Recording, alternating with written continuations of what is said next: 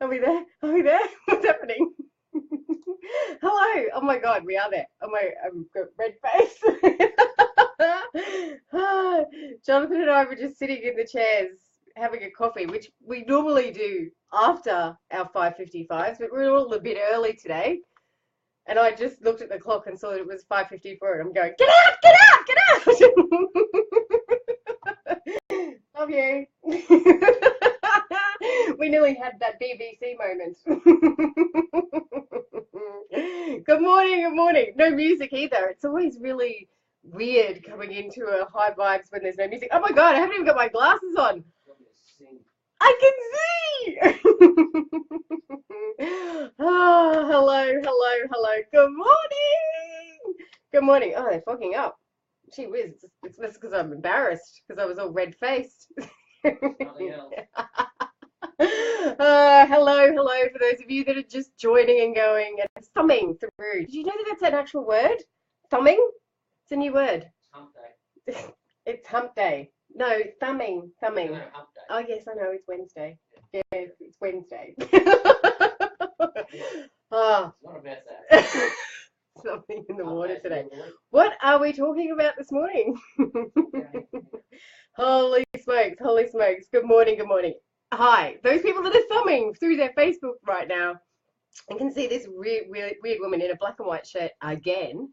I'm Michelle House from Rich Living, and this is a weird high vibes at 5:55 this morning. Why do I wear a black and white shirt, everybody? Just to remind myself and to remind everybody. Just one moment, please. I'm going to have to close the door. He's being very distracting today. Back to work. Back to work. Black and white, so that we are reminded of the contrast that we have to have. The contrast show up in our lives to see what it is that we truly desire. And I know that that's going on for a lot of people this week. This week, there's something energetically happening out there in our big wide universe where there's a lot of contrast coming up. And contrast can sometimes feel like shit and awful and yucky and horrible and stressful and anxiety, all of that stuff. But really, when you look at that and you get some perspective and kind of zoom out and then hover over the top of it, and you look at the contrast and you go, you know what, I don't want this in my life anymore. I want that. So that's why contrast has to show up. We can't live without contrast. All right, so good morning, Georgina, Sonia, Bailey, Vesna. Hi again, Vesna. Melly, hi. Georgina needs my coffee. Catherine, Rebecca, Robin, good morning, good morning. So I've come, am I on Be Live? That was the other thing. It was 5:54 and I'm just going, I can't even remember. Did I think I'm through Be Live. Gee whiz, it's been one of those mornings this morning, but anyway, we'll see, we'll see. All right, so what I want to talk to you today about was fear. And it's funny, mysterious works in the universe works in mysterious ways. Yesterday I was at a funeral, and it was a really lovely funeral of an older lady who was she was a great grandmother. And I observe at funerals, I guess. It's kind of a very weird space to be in. And I know some of you may have seen my comments in the Rich Living Room yesterday afternoon, but I get teary and then, I get teary obviously of the people in my life that have passed away. It's always a reminder of that. Then I get teary about, the little grandkids that were so upset that their nana had died. And I feel so much empathy for them and compassion. And then I realized when I was walking out, I wasn't questioning why are you crying because I didn't know her personally. I know her daughter, so it was my friend's mum, and it was weird. I realized that in those little chapels at that moment for 45 minutes or for however long that funeral is, there is so much love in there. And the love is, I never have looked at it that way. I've always looked at it from the place of sadness, despair. Oh my God, how's everybody going to cope? Me when dad died, how are we going to put everything back together again?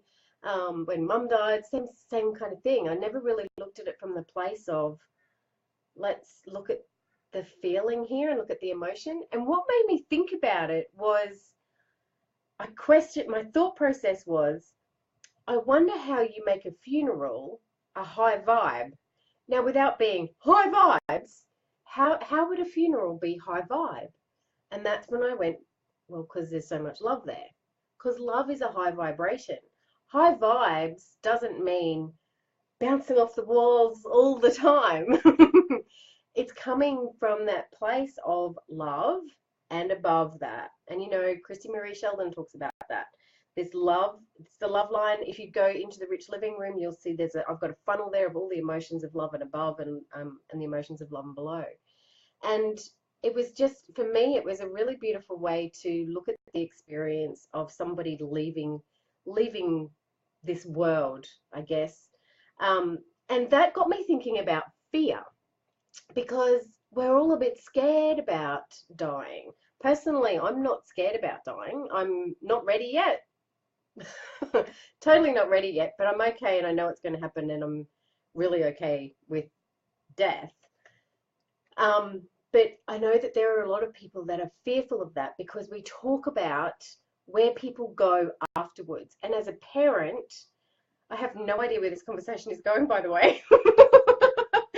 As a parent of children, not monkeys, as a parent, I'm really conscious about how I talk to them about death, and how I don't know. I don't know where they went. I don't know where their soul goes. I don't know. I don't know. I don't know if I've died before and I've come back, and I've, you know, I should know. I don't know. So I don't tell my children about there is somewhere to go, because I actually think that that's more fearful than not knowing. Do you? Do you agree with me? I don't know. It's weird. Um, Melinda, what I can see. Hey, Deborah. Hey, Anna Bailey. Oh my gosh, I highly recommend watching the doco Zen and the Art of Dying. There's a lady in Byron, of course, who turns funerals into the most beautiful celebration of life. Yes, and that's the experience that I had with my dad. No, not with my mum. Not with my mum at all, which, because that was 2006. It was a while ago, but definitely with dad. And I wouldn't have that whole dying process with anybody close to me any other way. It was amazing, and it was wonderful, and there was no fear for anybody. We've we've grown into it, I guess.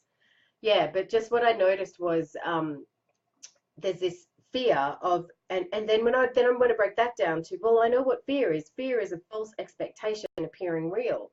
So there's this expectation that we're going to go to heaven, and we don't actually know. So that's what makes us fearful. So let's just be open to whatever's going to be next. And then that led me to, it was a weird ass day yesterday. That led me to dropping my daughter off at her girlfriend's house, meeting one of the other girlfriend's mothers in the driveway at the drop off. And we were talking about a car accident that had happened, very big car accident that had happened there on the weekend, down at Mount Tamborine.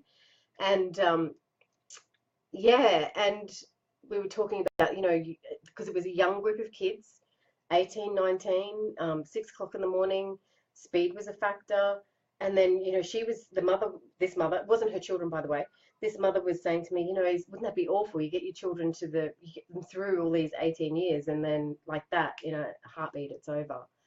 And then she said, oh, this gives me goosebumps. She said, and what I know is we are only 1 second away from eternity.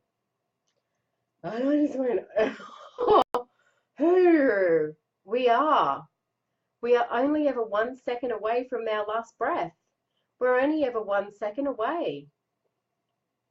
Does that blow anybody else's mind? That blew my mind, and I went, well, why are we here worrying about all this shit and stressing, and did my kids get the right marks in school, and did I pick up my stuff off the floor, and have I done the filing, and have I paid my bills, and what am I spending on my credit card?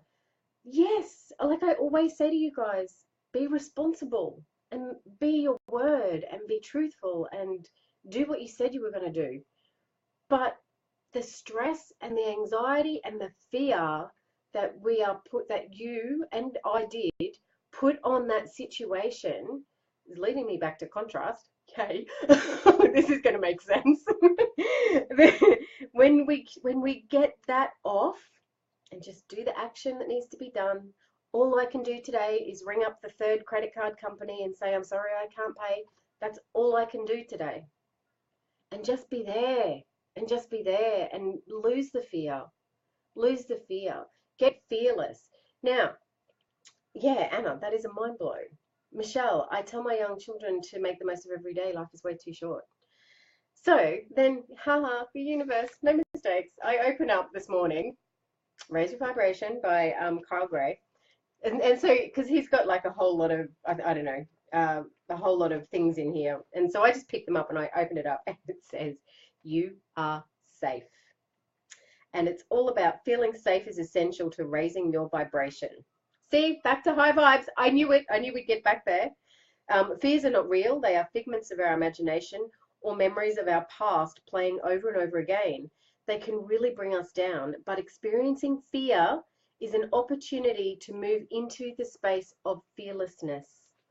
So whatever you're scared of right now, and, you know, I'm talking to people with money challenges because I've been there and it's very, very scary. It's very frightening thinking about, I can't pay this bill. What's going to happen to me? Am I going to lose my house? You know, your brain just goes berserk on all the things that can happen. But in the fear, contrast, black, in the fear is the opportunity to go to fearlessness, white. Yeah? So look at your situation and treat it with respect or fearlessness. I'm just seeing, oh, I know the other thing I thought of. Write down what you're afraid of. Get a piece of paper and go, I'm shit scared of losing my house. I'm shit scared of my credit rating not being okay and then we'll never be able to do anything in the future. I'm shit scared of my husband not liking me anymore. I'm so afraid that we're going to lose the house. I'm so afraid. I'm so scared. Get your fears out of you and then look back at them. Okay, and look back and go, okay, how can I be fearless about this? Because none of that is actually real right now. And I actually don't know if they would take my house if I didn't pay my credit card. I actually don't think that's possible. Let me go and investigate. So get real about what your fear is because your fear isn't real. There's a meme. Get real about your fear because your fear isn't real. Yeah? So the vibe of the day.